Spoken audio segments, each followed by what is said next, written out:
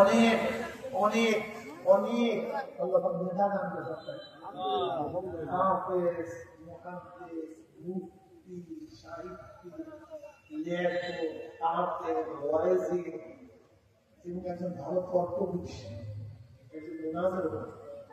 আমি বিশ্বাস করি আল্লাহ পাক রব্বুল আলামিন এরকম ব্যক্তিদেরকে সংসদে নেন, পাথরের যুক্তির সামনে কাটাইয়া পাথর পেশ করতে পারে।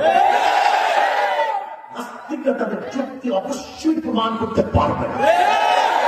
আমার ইসলাম হুকুমত কায়েম হবেই হবে ইনশাআল্লাহ।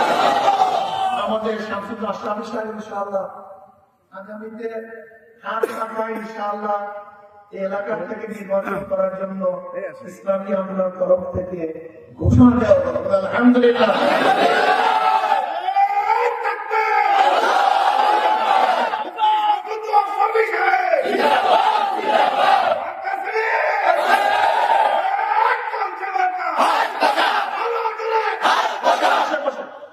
আর এই তরিকার যারা